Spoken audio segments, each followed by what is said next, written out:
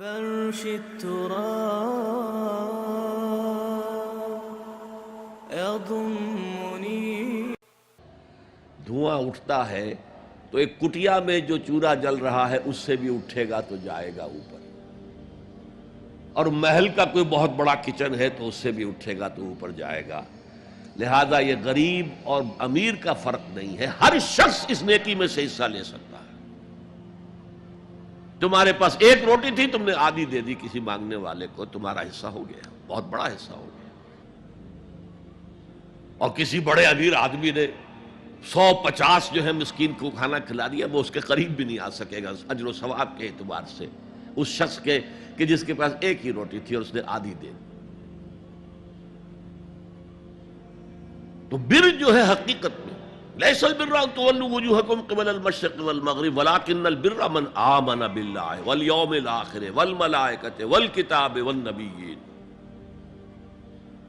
میں بھی ایک زمانے میں اس پر کچھ متردد سا ہوتا تھا، کچھ سوچتا تھا یہ نیکی کا تعلق تو ہم عمل سے سمجھتے ہیں، یہاں ایمان کی بحث کی کیا ضرورت ہے؟ ایمان تو ایک باطنی حقیقت ہے، نیکی جو ہے وہ ایک ظاہری خارجی حقیقت ہے. لیکن پھر سمجھ میں آیا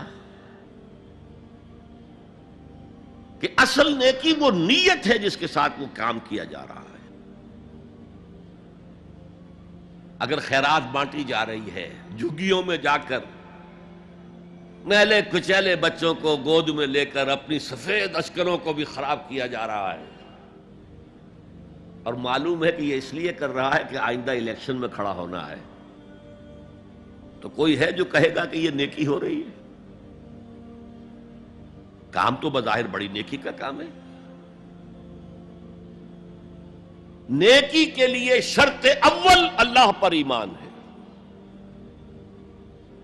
اس کی موٹیویشن لو آف گاڈ.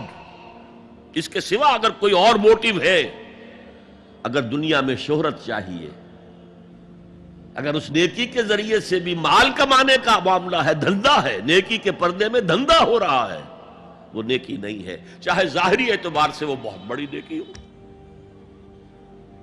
تو سب سے پہلا مسئلہ نیت کا ہے، نیت کا ہے، نیت کا ہے. کس ارادے کے تحت یہ نیکی کی جا رہی ہے، کیا مقصود ہے، کیا مطلوب ہے.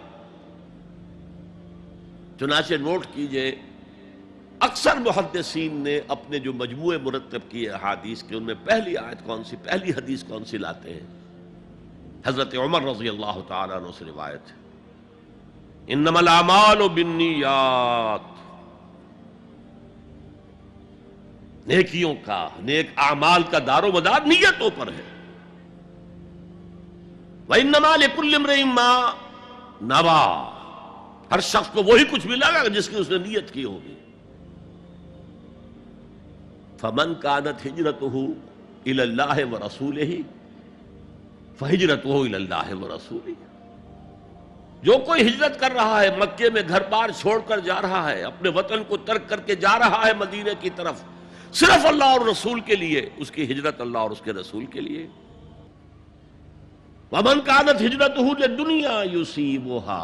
اور اگر اس شخص کی ہجرت دنیا کے لیے ہے کہ اس کو حاصل کر لے. مثلا میں دیتا ہوں مثال، ایک مسلمان تھا، اس کا کوئی کاروبار تھا، اس کے خریدار مسلمان ہی تھے، وہ جا رہے ہیں، اب کیا کرے گا؟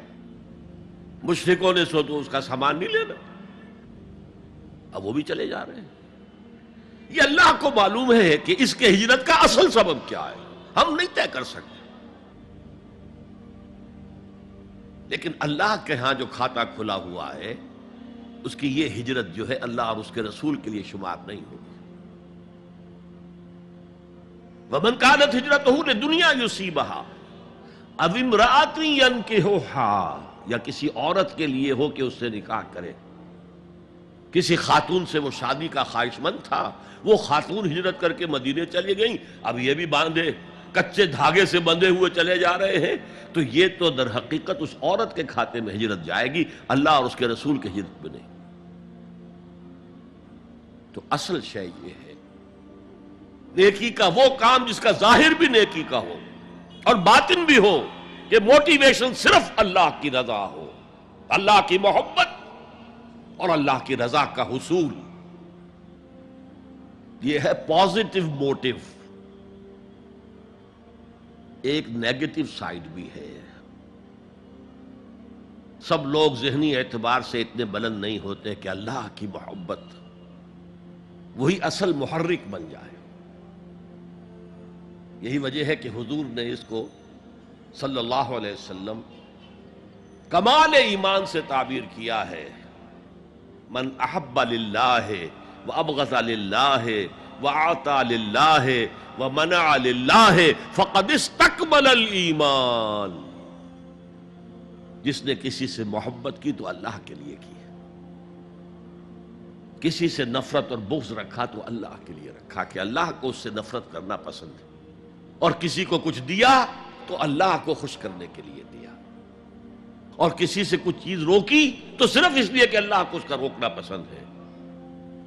تو اس شخص نے اپنے ایمان کی تکمیل کر لی. اگر اس کا موٹیو خالص ہو گیا ہے اللہ کی محبت اور اللہ کی رضا کا حصول، تو اصل میں نیکی ہے. ورنہ چاہے بظاہر کتنی ہی بڑی نیکی نظر آئے، وہ نیکی نہیں. لیکن جو لوگ اس حد تک نہ پہنچ پائے ہوں، استکمال ایمان تک، تکمیل ایمان تک، تو ان کے لیے ایک اور موٹیو بھی ہے، والیوم الآخر، قیامت کا دن، جزا و سزا کا یقین، اللہ کا خوف، آخرت کے محاسبے کا خوف. خوف بھی ایک بہت بڑا موٹیو ہے، بہت بڑی موٹیویٹنگ فورس ہے. اب میں یوں کہوں گا کہ اگر کسی عمل کا محرک ہے صرف اللہ کی محبت، اس کی رضا کا حصول اور آخرت کی نجات، تو وہ نیکی ہے. اگر یہ نہیں ہے، کوئی وطن پرست ہے، وطن کی محبت کی وجہ سے کوئی نیک کام کر رہا ہے، اس کا وہ کام وطن پرستی کے کھاتے میں جائے گا، خدا پرستی کے کھاتے میں نہیں جائے گا. کوئی قوم پرست ہے، اپنے قوم کی محبت میں کچھ کر رہا ہے، تو اس کا وہ نیک کام قوم پرستی کے کھاتے میں جمع ہوگا، خدا کی پرستش کے لیے نہیں.